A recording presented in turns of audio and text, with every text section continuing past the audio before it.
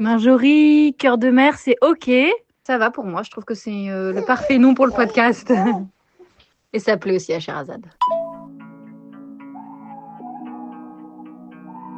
Hello hello, moi c'est Malika et vous m'avez peut-être, je l'espère d'ailleurs, bon rassurez-vous si c'est pas le cas, c'est pas grave non plus, déjà entendu ma voix dans mon tout premier podcast Adieu complexe, dans lequel j'ai changé essentiellement avec des femmes, mais pas que, autour de l'image, du rapport à son corps, de la confiance que l'on se porte.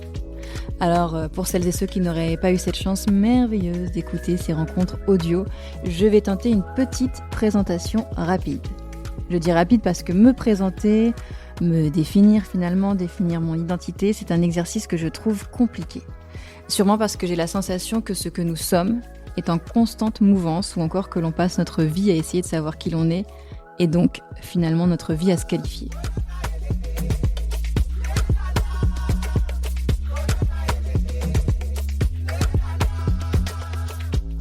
Je réalise que c'est la première fois que je parle comme ça, seule, face à mon micro, aussi longtemps.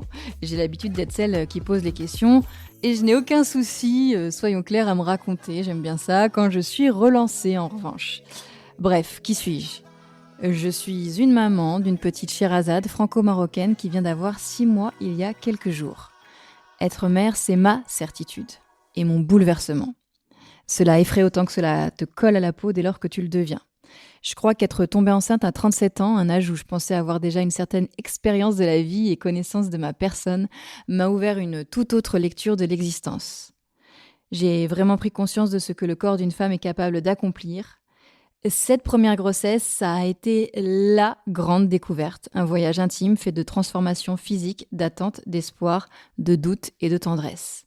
Assez rapidement, j'ai fait le constat que j'avais sûrement manqué d'empathie, alors que je ne pense pas en manquer dans les rapports humains en général, j'espère pas en tout cas, à l'endroit d'autres amis ou proches enceintes avant moi, que je n'avais pas été en capacité de prendre la mesure de ce qu'elles étaient en train de vivre et la force que cela nécessitait.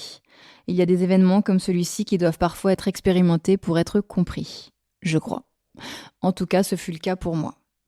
Le premier trimestre fut le moins agréable à vivre, sensation de dégoût de tous mes aliments préférés. Je ne mangeais plus que du samouré avec du pain grillé. Ça fait rêver.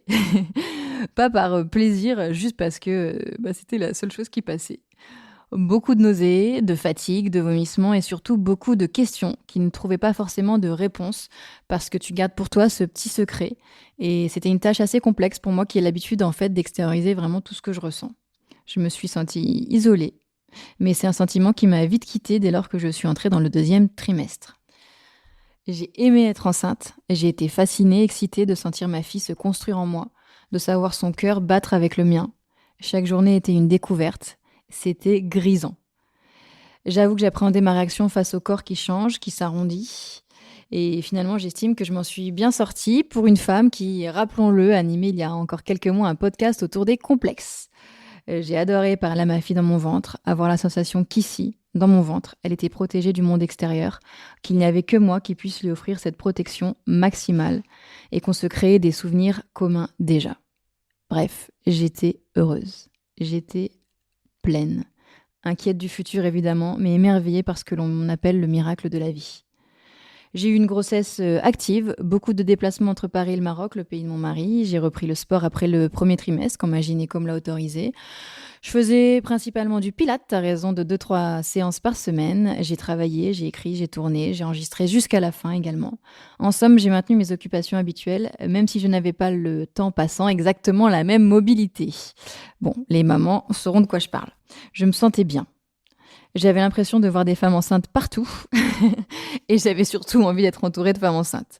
Grande passion pour les cours de yoga, pilates et même aquagym dédiés aux femmes enceintes.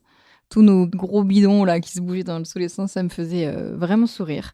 En fait, j'étais dans une bulle que j'avais envie de partager qu'avec d'autres femmes enceintes dans la même situation que moi, quoi. C'est très difficile d'exprimer ce que je dis, ça ne veut pas être excluante, mais c'était vraiment mon ressenti. J'avais vraiment besoin de me rapprocher, et rapprocher c'est vraiment le mot juste, d'autres femmes, de partager ce que je vivais et de m'enrichir de leur expérience. Et puis au cours du 8e mois, alors que la veille je faisais mes 10 000 pas quotidiens et mon cours de réformeur, je ressens une fatigue immense. Mais quand je dis immense, c'est immense. Marcher devient une épreuve, On est fin avril, début mai, il fait très chaud à Paris. Mon ventre s'est bien arrondi. Alors voilà, je mets ça sur la fin de grossesse. On m'a décrit que ça allait être un peu plus dur physiquement, plus compliqué. Je me dis que c'est ça. Puis la nuit, j'ai des frissons. Je passe de grandes transpirations, chose que, sincèrement, c'est pas pour me le raconter, mais je transpire jamais, à un état où je grelotte. Et je dois me mentaliser même pour traverser une pièce en me disant Malika, ça va aller, tu peux marcher debout, là, ça va le faire. Là, je prends conscience qu'il y a quelque chose qui n'est pas tout à fait normal. J'ai des courbatures dans tout le corps. Il n'y a vraiment pas une seule partie de mon corps qui est épargnée. C'est de la tête aux pieds. Et puis, au bout de plusieurs jours, je me sens vraiment malade. J'ai cette conviction qu'il y a quelque chose qui ne va pas. Je sens que ce n'est pas juste la grossesse. Mais j'ai cet instinct qui me dit, ma fille, elle va très bien. Je la sentais bouger. Elle était hyper active dans mon ventre. J'avais en revanche plus trop confiance en ce corps qui, lui, m'avait bluffé jusque-là. Je m'en épanchais pas trop près de mon mari. De toute façon, il était à mes côtés, il me voyait.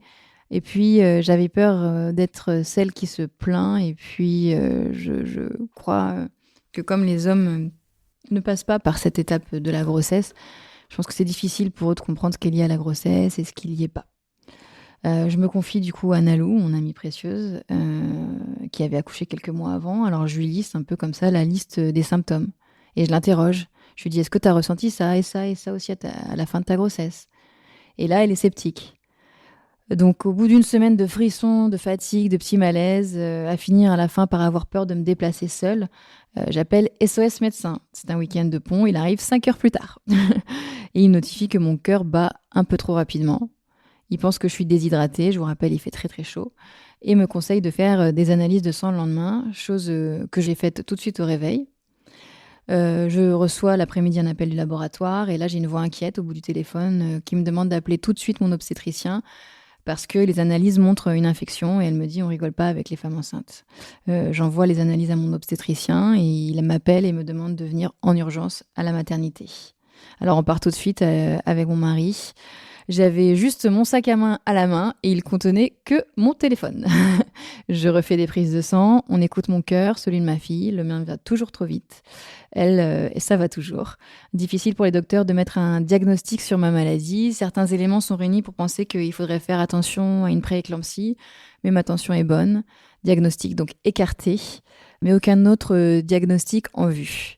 Je vois bien que ça les contrarie. Je passe la nuit à la maternité sous surveillance avec Karim. Et à 5 heures, on est réveillés pour que je refasse une prise de sang parce que les derniers résultats ne sont pas bons. Et là, je sens qu'il y a une atmosphère beaucoup plus tendue. Là où la veille, certains docteurs avaient envie de me faire sourire, de me calmer, je sens que même eux, là, sont contrariés. On commence à paniquer, j'avoue même Karim, parce que c'est difficile de le faire paniquer. Je crois que tous les deux, sans se parler, on a peur que ça se passe mal. Et puis à midi, on reçoit un appel de l'obstétricien qui nous informe qu'il a pris la décision de me faire accoucher l'après-midi par césarienne. Ils n'ont toujours pas de diagnostic, mais je faiblis. Et si je faiblis encore, c'est Sherazade qui va finir, elle aussi, par faiblir. Parce que je savais déjà, même 1 mois et demi avant, que ma fille s'appellerait Sherazade. Ça faisait déjà des mois que je l'appelais comme ça. On est à 5 semaines du terme, mon bébé sera prématuré mais viable. On se regarde avec mon mari et c'est maintenant, on le sait. On n'était pas préparés, il restait un bon mois, la chambre de notre fille n'est pas terminée. Ma valise de maternité n'est même pas commencée et je commençais à peine à penser à l'après. Par l'après, j'entends le moment où ma fille n'est plus dans mon ventre. J'ai bien conscience de peut-être exprimer mal ce que je ressens, même si pour moi ça me paraît évident, mais j'ai aimé l'avoir à moi, à rien qu'à moi. J'étais pas préparée à ce que ça s'arrête tout de suite. J'avais prévu de lui dire au revoir dans le ventre, vu que je lui parlais beaucoup, de lui dire après on fera comme ci, comme ça, c'est fini. Voilà, ça s'est stoppé net et j'avais pas préparé ça. J'avais reçu aussi aucune information sur la césarienne. J'avais à peine débuté mes cours de préparation à l'accouchement.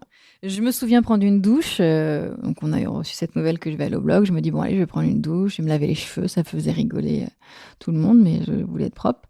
Vu que j'avais déjà pas d'affaires, j'avais rien de prêt. Et je me souviens sortir de cette douche et me sentir de nouveau dans une fatigue extrême. Comme je l'étais déjà depuis plus d'1 semaine. Et je me souviens dire à mon mari, mais comment je vais faire pour donner la vie? Parce que j'avais aucune force. Je descends en bloc à 17h, je n'ai pas d'informations sur ce qui va se passer et puis de toute façon, j'ai plus d'autre choix que de faire confiance au médecin, faire confiance à quelqu'un d'autre que moi-même. Une première, le lâcher prise, le fameux. Allongée, je me sens partir, épuisée, mes yeux se ferment, j'entends les bip bip dans tous les sens. Je regarde Karim et je lui dis mais il y a un problème, il me dit non. Il me confiera plus tard que oui. Sherazade a le cœur qui bat vite aussi maintenant, comme le mien. Toujours moi et moi dans ma tête, tiens bon Malika, elle a besoin de toi. J'étais effrayée de laisser ma fille venir au monde sans moi.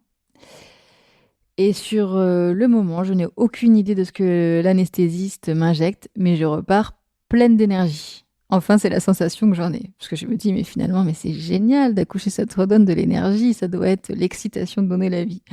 J'ai appris plus tard que c'était aidé par de l'adrénaline. On rencontre Sherazade, qui est belle, elle est grande, elle est en forme. Pour un bébé né avant terme, je suis rassurée.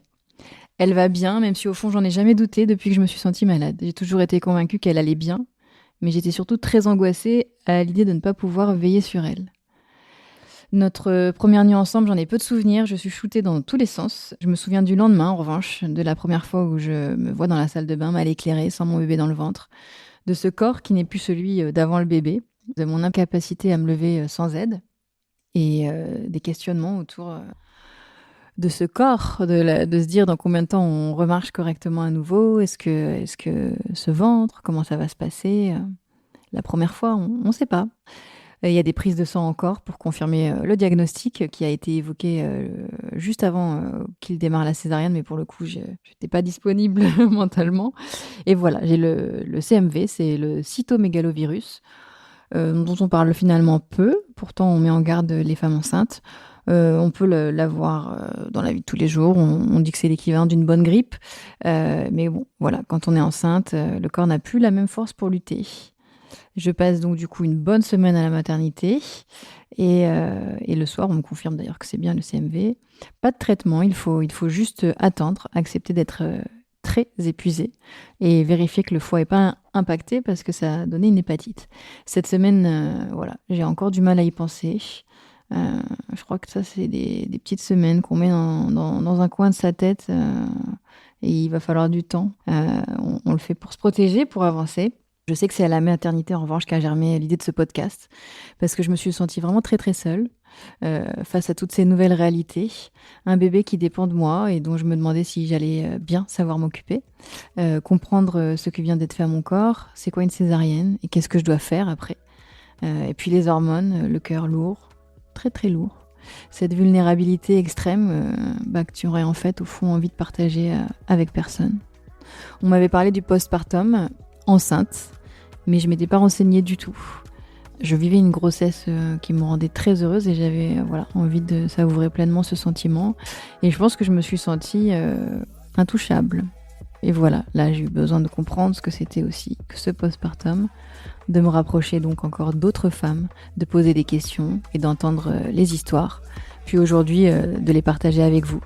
Alors voilà, bienvenue dans Cœur de mère.